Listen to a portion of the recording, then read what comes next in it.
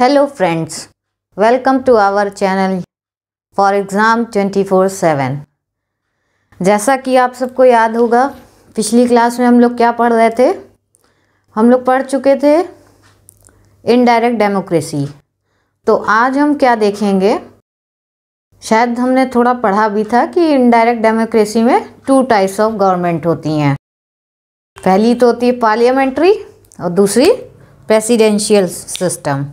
ठीक है, तो आज क्लास स्टार्ट करते हैं। ठीक, तो लास्ट क्लास में हमने क्या देखा था, हमारा देश था नहीं, इंडिया। और इंडिया में क्या थी, डेमोक्रेसी।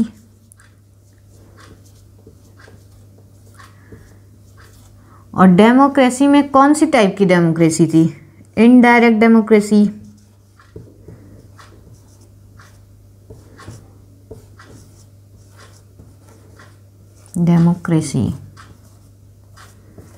ठीक है, तो भारत में गणतंत्र था। गणतंत्र में भी कौन सा टाइप का गणतंत्र, अप्रत्यक्ष गणतंत्र। ठीक है, तो अब हम बात कर लेते हैं। ये तो हो गया एक पिछली क्लास का बात। अगर आपने वो क्लास नहीं देखी है तो वो ज़रूर देखें। अब हम देख लेते हैं इनडायरेक्ट डेमोक्रेसी। तो हम लोग ने समझ लिया था, बट इनडायरेक्ट डेमोक्रेसी में भी 2 टाइप्स के पॉलिटिकल सिस्टम होते हैं। तो हम हेडिंग डाल देते हैं,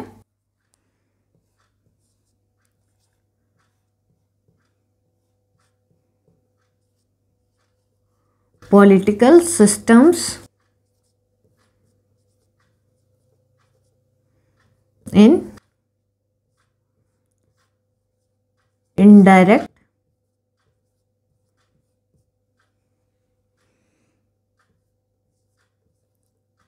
डेमोक्रेसी।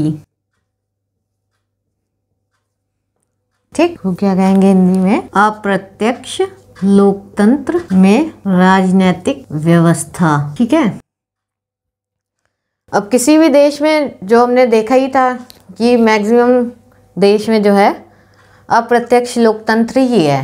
ठीक है, अप्रत्यक्ष लोकतंत्र है, ठीक है, लेकिन उसमें क्या हो सकता है, 2 टाइप्स ऑफ गवर्नमेंट होती हैं जिन्हें हम कहते हैं पॉलिटिकल सिस्टम। तो इसमें 2 टाइप्स के पॉलिटिकल सिस्टम होते हैं, 2 तरह की राजनीतिक व्यवस्थाएं हो सकती हैं अप्रत्यक्ष लोकतंत्र में।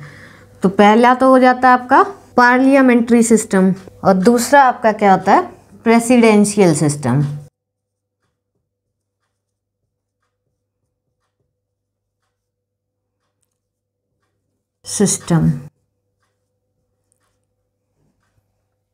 ठीक है, 2 टाइप की होती हैं, टाइप्स ऑफ गवर्नमेंट हो सकती हैं, एक तो पार्लियामेंट्री सिस्टम, एक प्रेसिडेंशियल सिस्टम।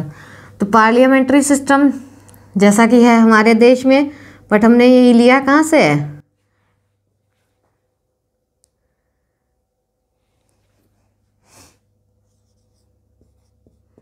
ब्रिटिश गवर्नमेंट से, ब्रिटिश से। और जबकि प्रेसिडेंशियल सिस्टम के एग्जाम्पल क्या है, यूएसए है और क्या है, फ्रांस में भी है। ठीक है, अब ये 2 टाइप की गवर्नमेंट हो सकती है किसी भी इनडायरेक्ट डेमोक्रेसी में, पार्लियामेंट्री सिस्टम जो कि है हमारे देश में भी है। तो अब हम देख लेते हैं। ठीक है, अब 2 टाइप की व्यवस्थाएं हो सकती हैं किसी भी अप्रत्यक्ष लोकतंत्र में, पार्लियामेंट्री और प्रेसिडेंशियल। पार्लियामेंट्री हमारे देश में है और प्रेसिडेंशियल कहाँ है, मेनली यूएसए में। तो अब क्वेश्चन ये उठता है कि भाई, एक थी हमारी पार्लियामेंट्री सिस्टम,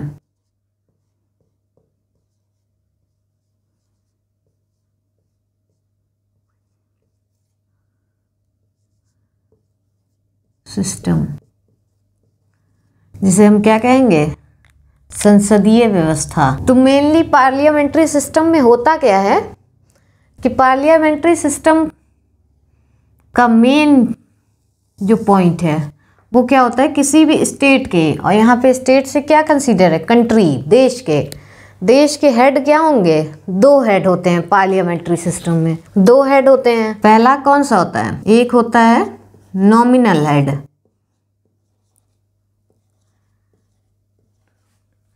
जिसे हम क्या कहेंगे, औपचारिक प्रमुख।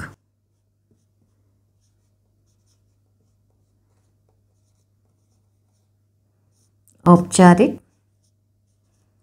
प्रमुख, जो कि हमारे देश में, इंडिया में कौन है, प्रेसिडेंट।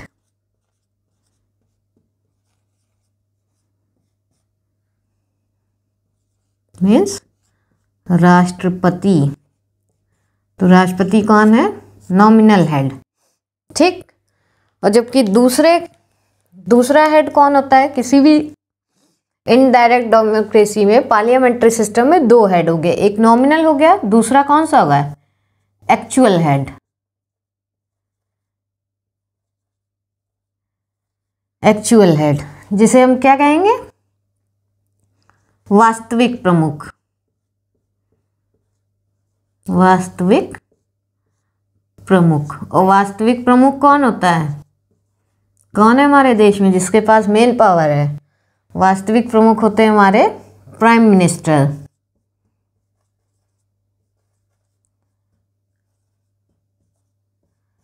प्राइम मिनिस्टर, जो कि है प्रधानमंत्री।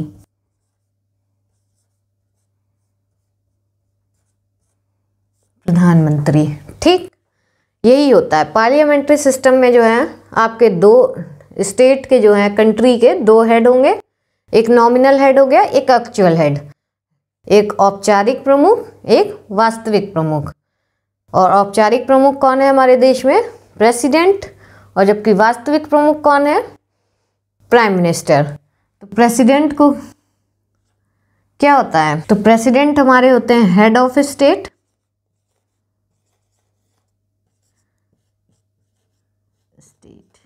और स्टेट से यहाँ जो है देश, स्टेट का मतलब यहाँ पे देश से है। हिंदी में हम क्या कहेंगे, देश का प्रमुख।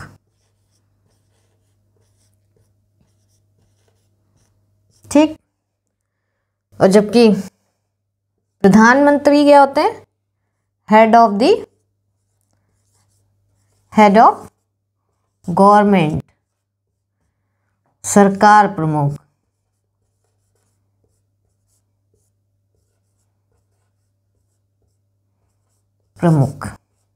ठीक, इतनी बात समझ में आ गई होगी आई थिंक। ठीक है, अब जो है इसी में हम देख लें कि प्रेसिडेंशियल सिस्टम क्या होता है। अभी ये पार्लियामेंट्री सिस्टम में 2 हेड थे, एक नॉमिनल, एक एक्चुअल, जो कि 2 इंसान थे, 2 पर्सन थे। ठीक है, एक प्राइम मिनिस्टर होगा, एक प्रेसिडेंट होगा। जबकि जो है, इसी हेडिंग को हम चेंज कर दें, प्रेसिडेंशियल सिस्टम में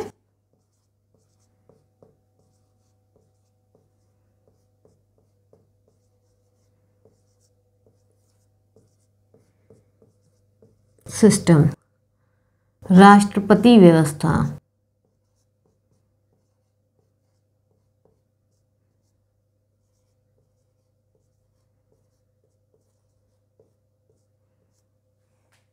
इसमें क्या होगा, इसमें ये 2 हेड जो होंगे वो 2 पर्सन नहीं होंगे। इसमें क्या होगा, ये दोनों जो हैं क्या होते हैं, सेम पर्सन।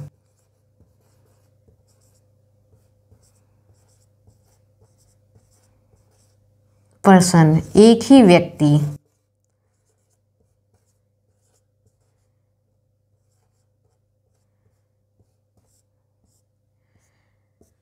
प्रेसिडेंशियल सिस्टम में क्या होगा, राष्ट्रपति व्यवस्था में नॉमिनल हेड और एक्चुअल हेड जो है दोनों क्या होगा, एक ही इंसान होगा, एक ही व्यक्ति, सेम पर्सन। जैसा कि आप अमेरिका में देखते होंगे कि वहाँ पे केवल जो है राष्ट्रपति है, तो एक्चुअल हेड, नॉमिनल हेड दोनों जो है एक ही इंसान है, 2 नहीं है।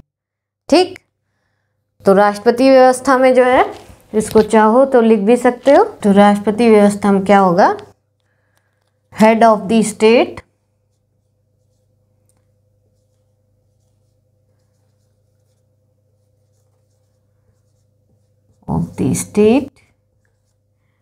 And head of the government.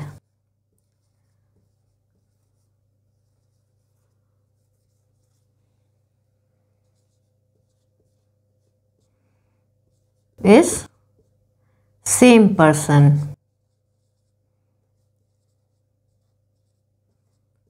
Date is president, जो क्या कहलाएगा? प्रेसिडेंट। ठीक है।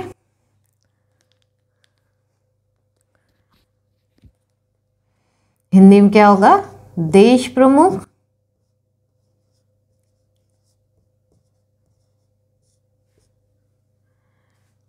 और सरकार प्रमुख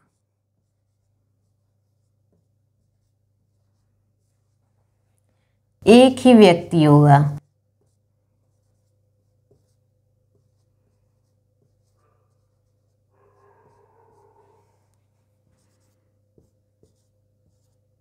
जो कौन है? हमारा राष्ट्रपति। हमारा नहीं, ये सिस्टम कहाँ पे होता है? प्रेसिडेंशियल सिस्टम कहाँ है? हमारे में तो पार्लियामेंट्री सिस्टम है। ये कहाँ है? यूएसए में है, फ्रांस में है। इसको नोट कर लीजिए। ठीक है। अब जो है हम देख लेते हैं कि हमारे देश में, इंडिया में कौन सा पॉलिटिकल सिस्टम है। Which type of political system in India. Bharat में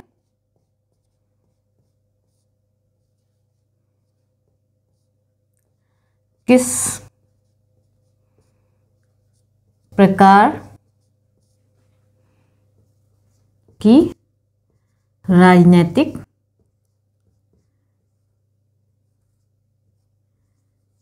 व्यवस्था है। अब आया नया क्वेश्चन। तो अब ये मेन आपका कंप्लीट डायग्राम बनेगा, जो कि है क्या था, शुरू से हम बना रहे थे, इंडिया। तो अब क्वेश्चन आया कि भारत में किस प्रकार की राजनीतिक व्यवस्था है, पॉलिटिकल सिस्टम कौन सा है। तो भारत में जो है फेडरल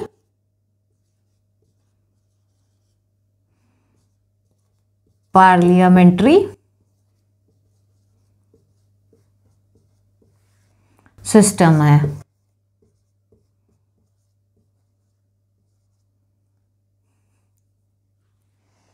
ठीक, इसका आंसर क्या हो जाएगा? India has federal parliamentary system.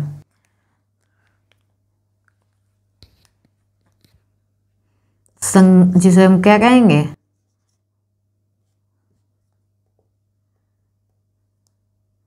संघात्मक संसदीय व्यवस्था। ठीक है। तो इंडिया में, भारत में कौन सी राजनीतिक व्यवस्था है? भारत में संघात्मक संसदीय व्यवस्था है, फेडरल पार्लियामेंट्री सिस्टम। ठीक। तो अब जो शुरू से आपका डायग्राम बन रहा था, वो डायग्राम क्या हो जाएगा? कंप्लीट। कंप्लीट कैसे हो जाएगा? ये था, स्टार्टिंग से बना रहे हैं हम इंडिया। ठीक है। इंडिया में क्या था? डेमोक्रेसी। डेमोक्रेसी में टाइप इनडायरेक्ट डेमोक्रेसी,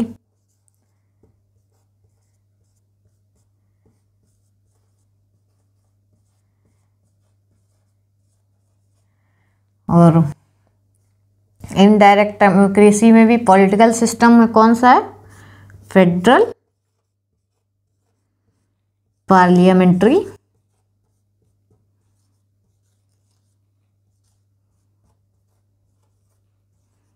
सिस्टम। ठीक। इंडिया जो है हमारा क्या है? भारत। भारत में क्या है? लोकतंत्र। लोकतंत्र में भी कौन सा लोकतंत्र? अप्रत्यक्ष लोकतंत्र।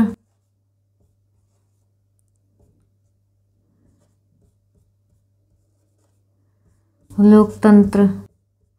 और अप्रत्यक्ष लोकतंत्र में व्यवस्था कौन सी है? राजनीतिक व्यवस्था। वो क्या है? संघात्मक संसदीय व्यवस्था। ठीक है। अब इसमें पीछे हमने पार्लियामेंट्री सिस्टम तो पढ़ लिया, बट फिर एक नया टर्म आ गया, फेडरल। अब ये फेडरल क्या है? संघात्मक का क्या मतलब होगा? ठीक, तो अब हम इसे देखेंगे कि संघात्मक क्या है और क्यों है संघात्मक। ये डायग्राम बना लीजिएगा, ये इम्पोर्टेंट है। तो अब हम देखेंगे फेडरल का क्या मतलब है।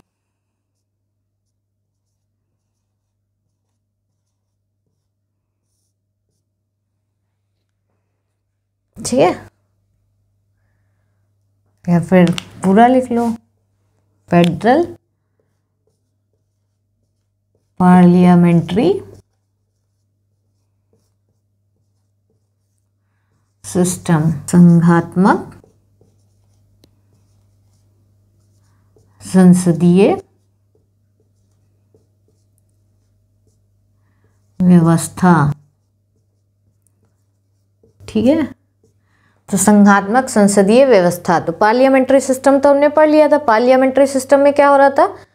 देश के जो है दो हेड होंगे, एक नॉमिनल हेड होगा, एक एक्चुअल हेड होगा। नॉमिनल को क्या कहेंगे? औपचारिक प्रमुख, और एक्चुअल रियल प्रमुख। तो औपचारिक प्रमुख कौन है? राष्ट्रपति। और जबकि रियल प्रमुख कौन है? प्रधानमंत्री। बट फेडरल का क्या मतलब है? तो फेडरल का मतलब होगा, फेडरल का मीनिंग मेनली ये होता है कि एक से अधिक सरकारों का होना अनिवार्य है।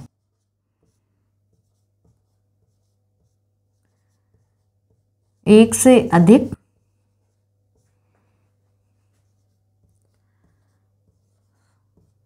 सरकारों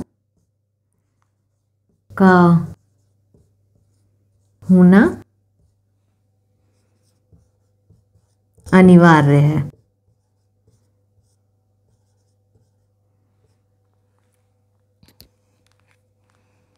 जो कि आपका क्या होगा इंग्लिश में?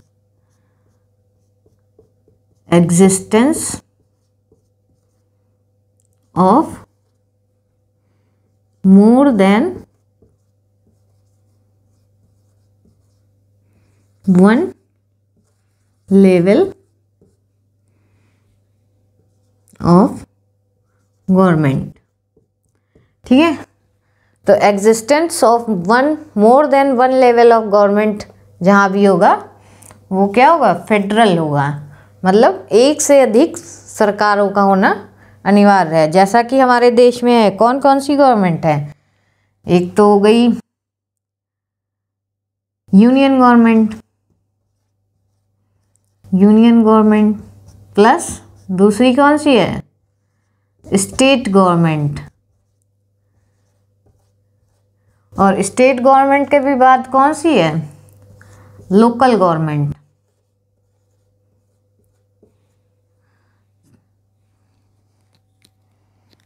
क्या है, कौन कौन सी है आपकी? पहली तो गई संघ सरकार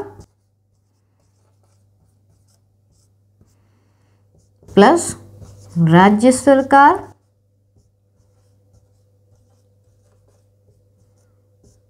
प्लस इसे आप कह सकते हैं पंचायत। ठीक, हमारे देश में है ना, एक संघ यूनियन गवर्नमेंट है, स्टेट गवर्नमेंट है और लोकल गवर्नमेंट है। और फेडरलिज्म का यही मतलब है कि more than one level of government, एक से अधिक सरकारों का होना अनिवार्य है फेडरलिज्म में। अब भाई इसकी ज़रूरत क्यों पड़ी? फेडरलिज्म क्यों चाहिए हमें? हमारे देश में फेडरलिज्म क्यों है? सोचो, वाई फेडरलिज्म। फेडरलिज्म का डायग्राम भी आप हमारे देश के लिए बना सकते हैं। पहला ये क्या हो गया, फिर उसके अंदर दूसरी गवर्नमेंट, फिर उसके नीचे लेवल पे तीसरी गवर्नमेंट। तो ये कौन सी हो जाएगी? Union government. फिर स्टेट गवर्नमेंट, फिर लोकल गवर्नमेंट। और ये पूरा स्ट्रक्चर एक साथ क्या होगा? फेडरलिज्म।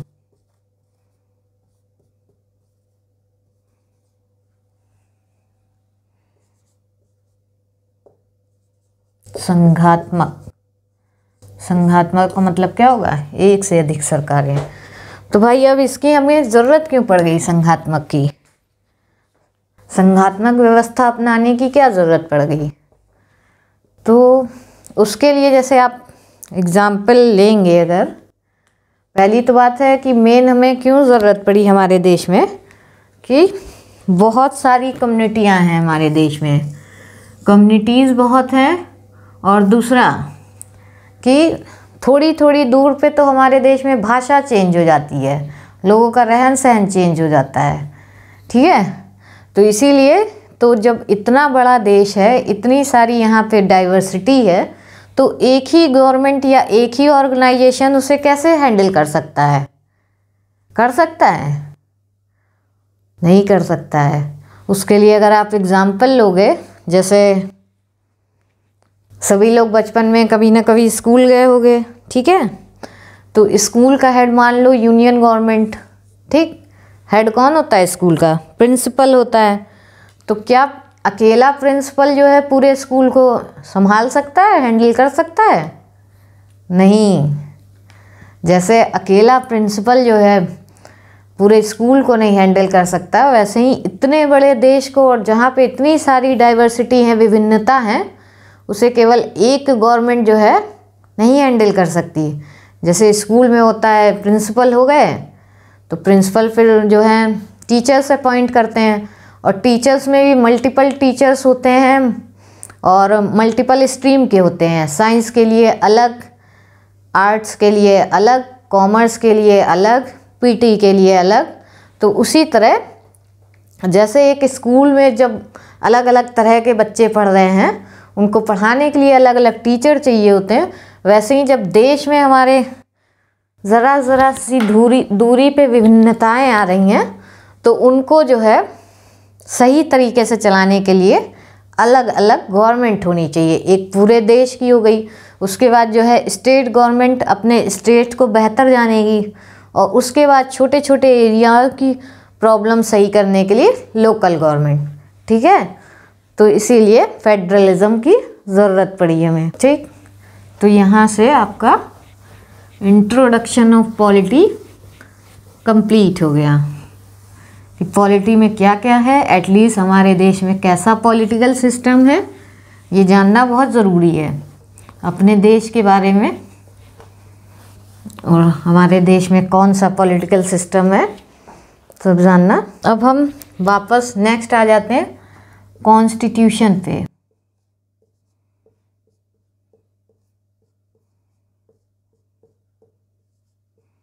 जो कि क्या था? लीगल डॉक्यूमेंट, संविधान, कानूनी दस्तावेज, ठीक। तो अब कॉन्स्टिट्यूशन हमारा बनकर कब तैयार हुआ? तो हमारा कॉन्स्टिट्यूशन 26 नवंबर 1949 को अडॉप्ट किया गया। अडॉप्ट इज स्वीकार।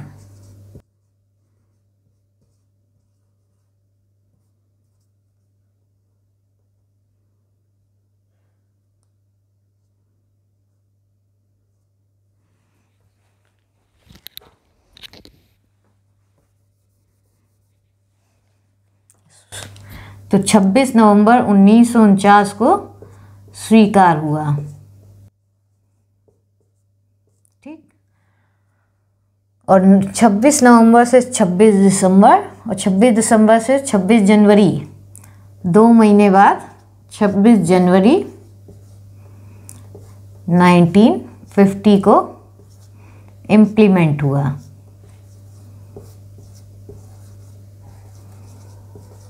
इम्प्लीमेंट इम्प्लीमेंट माने लागू हुआ।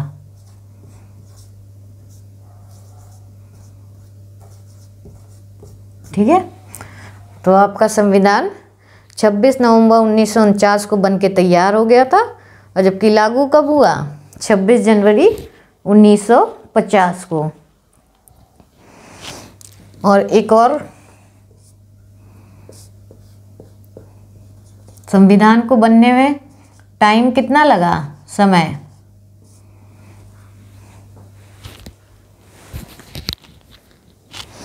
संविधान को बनने में 2 साल 11 महीने और 18 दिन का समय लगा बनाने में। कॉन्स्टिट्यूएंट असेंबली ने 2 साल 11 महीने 18 दिन में संविधान बनाया। 2 साल 11 महीने की कड़ी मेहनत के बाद संविधान बनके तैयार हुआ। तो अब संविधान दुनिया का सबसे बड़ा लिखित संविधान है ये।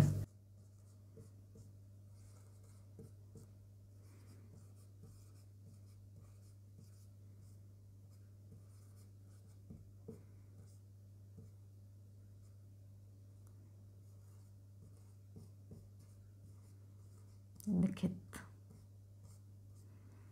ठीक। अब संविधान जब इतना बड़ा लिखित संविधान है तो संविधान किस में डिवाइडेड है? मल्टीपल पार्ट्स में, अलग अलग भागों में डिवाइड है। और भाग के अंदर मल्टीपल क्या है? आर्टिकल्स। आर्टिकल्स इज अनुच्छेद।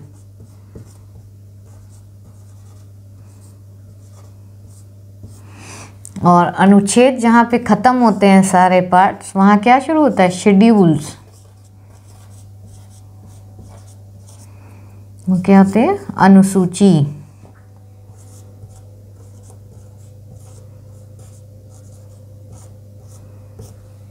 अनुसूची।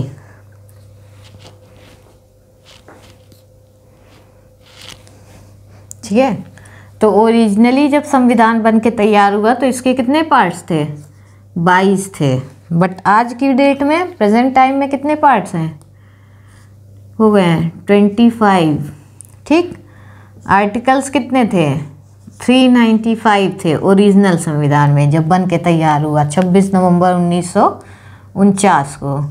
बट आज की डेट में अप्रॉक्स 470 आर्टिकल हैं। और शेड्यूल्स ओरिजिनली कितने थे? 8 थे, जो अब बढ़ के कितने हो गए? 12। ठीक। तो इसमें ये जो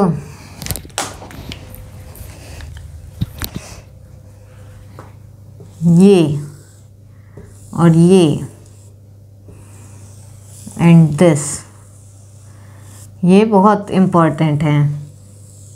ठीक है, इनको याद रखना है, ये बहुत बार पूछा जाता है। और जबकि जब भी क्वेश्चन आएगा कि संविधान के कितने भाग हैं या संविधान के कितने पार्ट हैं, तो हमेशा मैक्सिमम टाइम आंसर क्या होगा? 22 ही होगा, क्योंकि अंतिम संख्या आज भी क्या है? 22 ही है। ठीक है, तो जब भी अगर संविधान के पार्ट्स पूछे जाते हैं, क्वेश्चन आता है, तो फिर जब तक ऑप्शन में 22 नहीं लिखा है तब तक आप जो है 25 को टिक नहीं करेंगे, क्योंकि अंतिम संख्या आज भी 22 ही है। अभी हम आगे संविधान के पार्ट्स पढ़ेंगे। जैसे नए हमने ऐड भी करे तो वो कैसे ऐड हुए? जैसे आपका कॉन्स्टिट्यूशन का पार्ट 4 क्या है? DPSP, और उसी में 4th A ऐड हो गया, फंडामेंटल ड्यूटीज़। पार्ट 4 है राज्य के नीति निदेशक तत्व, और उसमें 4th A एक नया ऐड करा गया, मौलिक कर्तव्य। तो 4th A ऐड करा गया और उसी को एक अलग भाग कह दिया। खैर ये आगे डिटेल में पढ़ेंगे, बट ये याद रखिएगा कि अगर कभी भी संविधान के पार्ट्स पे क्वेश्चन आता है तो अगर ऑप्शन में 22 है तो आप आंसर 22 ही लगाएंगे, इसी तरह अगर आर्टिकल्स पूछे जाते हैं, अगर ऑप्शन में 395 प्रेजेंट है तो आप आंसर 395 ही लगाएंगे। इसमें बहुत कंफ्यूजन होता है, तो इसको याद रखें। ठीक, अब एक और क्वेश्चन आता है कि अगर जो है हमारा संविधान जो है 26 नवंबर 1949 को बन के तैयार हो गया था, तो फिर ये लागू 26 जनवरी 1950 को 2 महीने बाद क्यों लागू हुआ? और जैसे लागू भी हुआ तो हमने डेट जो है 26 जनवरी क्यों सेलेक्ट करी कॉन्स्टिट्यूएंट असेंबली ने? ठीक, तो क्यों सेलेक्ट करी? ठीक, तो अब 26 जनवरी 1950 में डेट क्यों 26 जनवरी है, जबकि ये तो 26 नवंबर को ही, तो हम 1 जनवरी को भी इम्प्लीमेंट कर सकते थे, लागू कर सकते थे, तो क्यों 26 जनवरी? तो इसके लिए हमको जब ये संविधान बन के तैयार हुआ, कब तैयार हुआ? 1949 से, तो इससे हम कहाँ जाएंगे? 20 साल पीछे।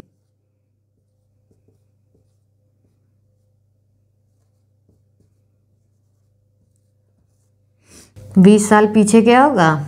20 ईयर एगो 1929। ठीक, ये आपका एक हिस्ट्री का क्वेश्चन बन जाएगा यहाँ से। नाइनटीन 1929 में क्या? INC का लाहौर सेशन,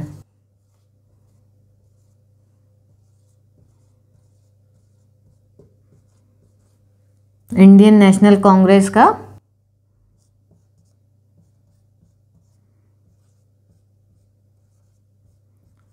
लाहौर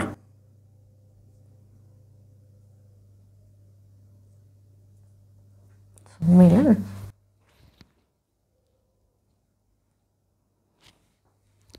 लाहौर सेशन, ठीक है। तब इंडियन नेशनल कांग्रेस के प्रेसिडेंट कौन थे? पंडित नेहरू, नेहरू जी प्रेसिडेंट थे। तो अब 1929 के लाहौर सेशन में क्या हुआ? पूर्ण स्वराज रिजोल्यूशन जो है एक्सेप्ट हो गया था। ठीक, जबकि जिस टाइम पे प्रेसिडेंट कौन थे? पंडित नेहरू। तो 1929 में एक्सेप्ट हो गया, पूर्ण स्वराज की डिमांड हुई, कंप्लीट इंडिपेंडेंस, और वो एक्सेप्ट हो गया। उसके बाद 26 जनवरी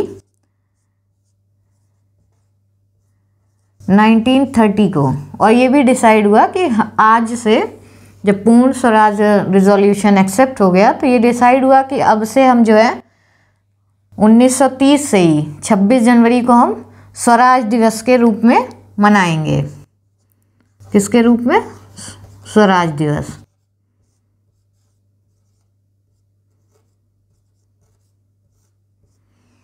ठीक है, तो 26 जनवरी के दिन जो है जवाहरलाल नेहरू जी ने लाहौर में रावी नदी पे जो है तिरंगा फहराया था और पूर्ण स्वराज का मांग करी थी। और इस दिन को हम तब से 1930 से, जब तक हमें स्वतंत्रता नहीं मिली, 1947 तक स्वराज दिवस के रूप में मनाते आए। तो इसी 26 जनवरी का दिन जो है याद रखने के लिए 26 जनवरी 1950 के दिन जो है हमारा संविधान क्या हुआ? लागू हुआ। ठीक है, एक तो ढक्कन कहाँ गया? ठीक है, तो आज के लिए इतना ही। अब नेक्स्ट क्लास में हम लोग जो है संविधान के पार्ट्स पढ़ेंगे कि 25 पार्ट्स वो कौन कौन से हैं और उसमें कितने आर्टिकल हैं। नेक्स्ट क्लास में हम ये देखेंगे। और इस क्लास का और इससे पिछली क्लास का, क्लास 1 का, आपको जो है हैंड रिटन नोट्स मिल जाएगा। उसके लिए परेशान होने की ज़रूरत नहीं है, बस आप पढ़िए। और इन दोनों क्लास का ये जो जितने टॉपिक हुए हैं, इनके जल्द से जल्द हम आपको MCQ भी देंगे जो कि एग्ज़ाम में पूछे गए होंगे। ठीक है, तो आप हमारे चैनल के साथ जुड़े रहिए और हमारी क्लासेस देखते रहिए ऐसे ही। Thank you.